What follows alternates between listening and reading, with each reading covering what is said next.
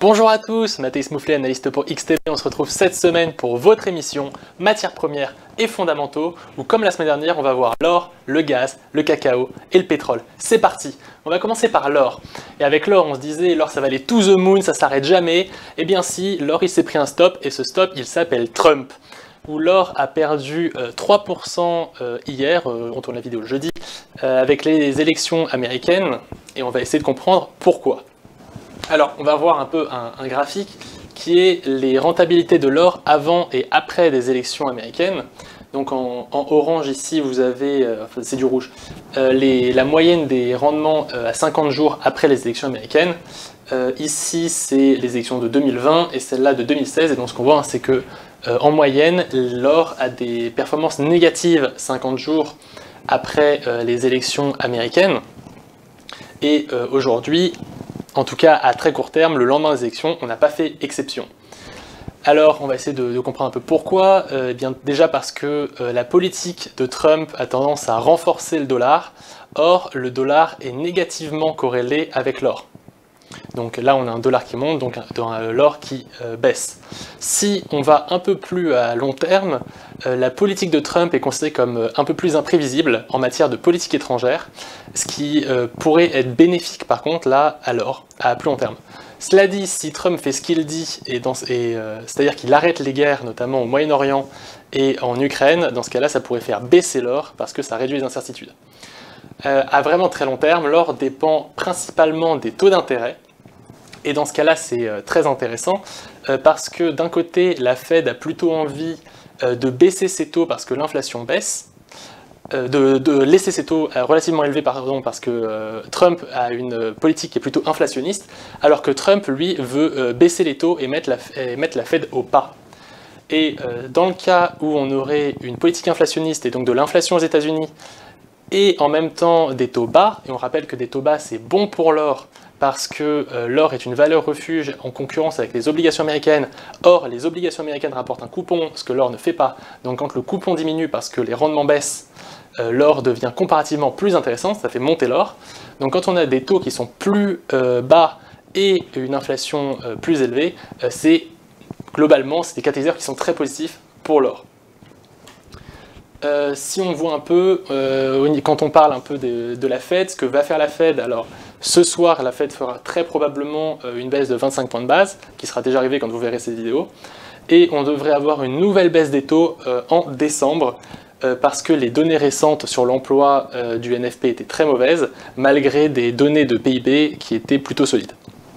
Les ETF rattachés à l'or ont acheté 90 tonnes d'or au troisième trimestre, mais il n'y a pas eu d'achat majeur ces derniers temps. Au niveau de la saisonnalité, elle suggère plutôt un comportement relativement plat de l'or. Si on va chercher la saisonnalité à très long terme, les comportements à très long terme dont je parle depuis plusieurs semaines, le mois de novembre a tendance à être assez mauvais avant d'avoir des mois de décembre et de janvier qui sont les meilleurs de l'année. Donc on pourra avoir quelque chose d'un peu meilleur dans 2-3 semaines. Techniquement, on a eu un premier support à 2700 qui coïncide avec la moyenne à 25 jours qui a été cassé au moment des élections de l'élection de Trump et la prochaine cible elle est à 2640 près de la moyenne mobile à 50 jours ici. Ensuite on a un support à 2450 puis 2400. Sinon la résistance elle est à 2800 qui sont les ATH de l'or. Si on veut parler maintenant du gaz naturel, la semaine dernière j'avais dit que le gaz naturel était à la merci de la météo. Cette semaine c'est toujours vrai, mais c'est pas la même météo, parce qu'avant on avait plutôt, il faisait trop chaud, maintenant on pense qu'il va plutôt faire plus froid, et le gaz naturel est d'ailleurs passé de 2,5 $ à 2,8 $ ce lundi en raison de l'évolution de ses prévisions météorologiques. On va commencer par parler des stocks d'abord quand même, avec des stocks de gaz qui sont représentés dans ce graphique ici, avec donc la courbe noire qui est la moyenne des 5 dernières années, ici vous avez le plus bas des 5 dernières années, ici en gris en haut le plus haut des 5 dernières années, et en bleu ici c'est ce qui s'est passé cette année.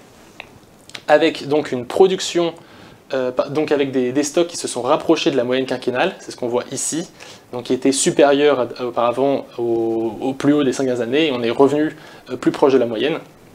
Et on a notamment une production lundi qui était de 100,5 milliards de pieds cubes, soit 5% de moins que l'année dernière, ce qui explique pourquoi est-ce qu'on se rapproche de la moyenne. Et le rapport sur les stocks de la semaine dernière indiquait une augmentation de 78 milliards de pieds cubes. L'élection de Trump, par contre, pourrait se traduire par une augmentation des permis d'extraction de gaz de schiste, ce qui pourrait relancer la production dans les prochaines années. Au niveau... donc, ensuite, je parlais des prévisions météorologiques, qui auparavant étaient plutôt avec des températures plutôt élevées, donc on ne voulait pas trop rentrer dans la saison de chauffage. Maintenant, les dernières prévisions météorologiques indiquent des températures qui seraient plus basses dans l'ouest et le centre des États-Unis, ce qui pourrait donc enfin commencer la saison de chauffage et relancer la demande en gaz. Techniquement, on a une zone de support importante qui se situe ici, entre la moyenne mobile à 100 jours et la moyenne mobile à 200 jours, et donc qui correspond au retracement de Fibonacci de 38,2% à 2,4 $.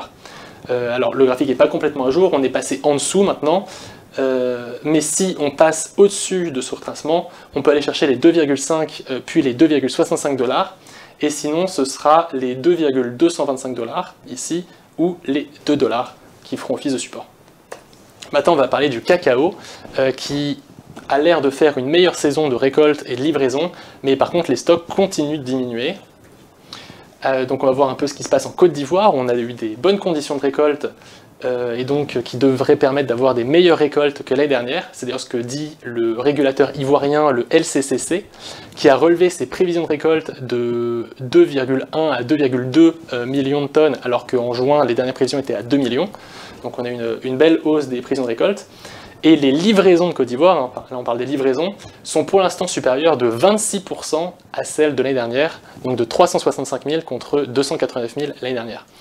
Au Ghana, par contre, les agriculteurs ont tendance à continuer à stocker leur cacao dans l'attente d'une hausse des prix, malgré des prix qui sont assez hauts, parce que la contrebande vers les pays voisins peut toujours permettre d'obtenir des prix plus élevés pour les Ghanéens.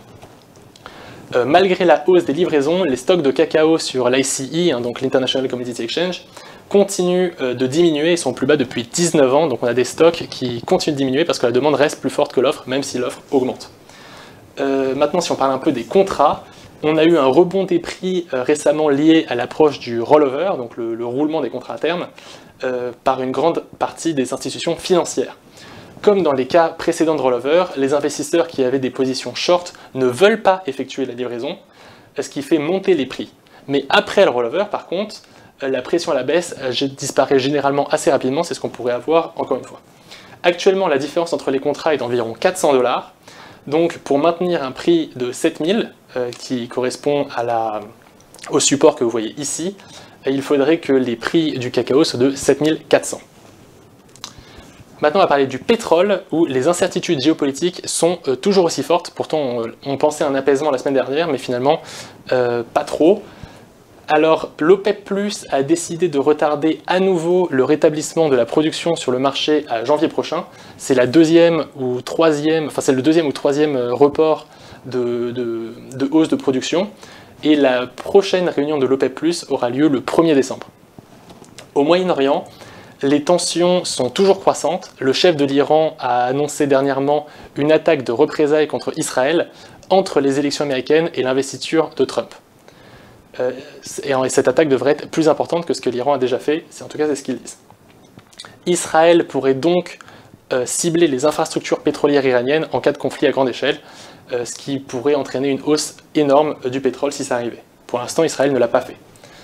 La restauration de la production en Libye a augmenté la production de l'OPEP+ de 400 000 barils par jour, vu que la Libye est en train de relancer sa production après les troubles qu'il y avait eu en Libye. Au niveau de la production pétrolière américaine, elle se maintient à un niveau record de 13,5 millions de barils par jour, mais elle pourrait augmenter à moyen long terme sous la présidence Trump, car Trump est favorable à une augmentation de la production, c'est l'un de ses grands éléments de campagne, et notamment avec sa célèbre phrase « Drill, baby drill ». Techniquement, le pétrole rebondit en raison de l'OPEP+ et des tensions au Moyen-Orient. Toutefois, chez XTB, on a vu une concordance qui est apparue récemment entre le WTI et les rendements des obligations US. Alors, je vous explique.